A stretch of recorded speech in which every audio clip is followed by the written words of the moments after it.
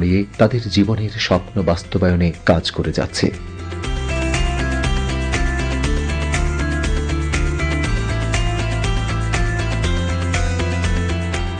আমাদের নয়াটোলা দারুস সালাম এতিমখানাটি 1969 সালে প্রতিষ্ঠিত হয়ে অদ্যাবধি আমরা দিনী শিক্ষা ব্যবস্থা আঞ্জাম দিয়ে আসতেছি।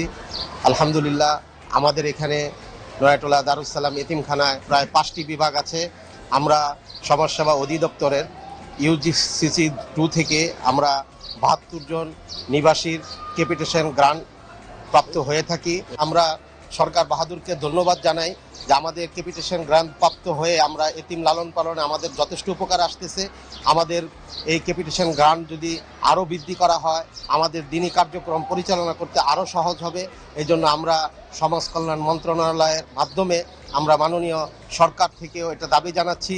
আমাদের এই সর্ববৃহৎ এতিমখানাটি আমরা আশা করব সরকার থেকে যেন আরও বেশিভাবে আমাদের প্রতি নজর রাখা হয়। আমাদের এই প্রতিষ্ঠানে শুধু ধর্মীয় লাইনই পড়ানো হয় না, আলহামদুলিল্লাহ আমাদের এখানে সায়েন্স, কমার্স এবং ছেলেদেরকে ইংরেজিতে পারদর্শী করানো হয় এবং আমাদের এখানে কম্পিউটার সায়েন্স পাশাপাশি শেখ রাসেল ল্যাব, এখানে সবসময় ছেলেরা শিক্ষা গ্রহণ করে।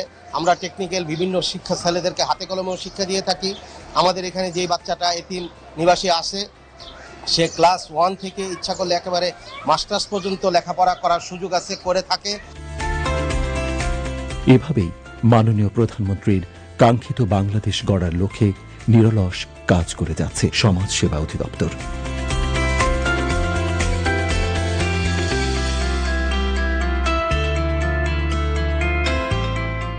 এতিম, অসহায়, দুস্থ শিশুদের জীবনমানকে সুন্দরভাবে পরিচালিত করার লক্ষ্যে যে বেসরকারি পর্যায়ে সারা বাংলাদেশে যে এতিমখানাগুলো রয়েছে তারা নিজস্ব সম্পদ আহরণ, দান অনুদানের মাধ্যমে পরিচালিত হয়।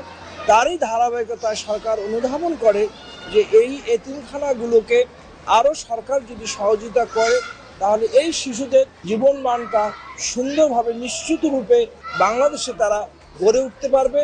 সে লক্ষ্যে সারা বাংলাদেশে বেসরকারি যে এতিমখানাগুলো রয়েছে সেখানে সরকার সমাজসেবা অধিদপ্তরের আওতাধীন যে এতিমখানাগুলোকে আছে তাদেরকে অনুদান দিয়ে থাকে, যেই অনুদানটি ক্যাপিটেশন গ্রান্ট নামে অভিহিত।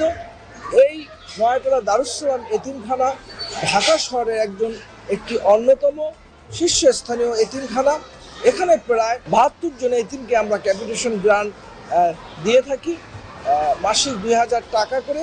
সেখানে অন্ন, বস্ত্র, চিকিৎসা এবং অন্যান্য এই খাত মিলিয়ে 2000 টাকা ব্যয় করা হয় এবং অত্যন্ত আন্তরিকতার সহিত এই এতিমখানা শিশুদেরকে এই ব্যবস্থাপনা কমিটি তাদেরকে লালন পালন করে থাকে এবং এখানে বিভিন্ন ধরনের কারিগরি প্রশিক্ষণ আছে এবং তাদের যে শারীরিক উৎকর্ষতার জন্য যে শারীরিক যে কসরত সেগুলো সুচারুভাবে সরকারের যে বিধিবিধানগুলো আছে তা প্রতিটি ক্ষেত্রে তারা যথাযথভাবে অনুসরণ করে এবং প্রতিপালন করে।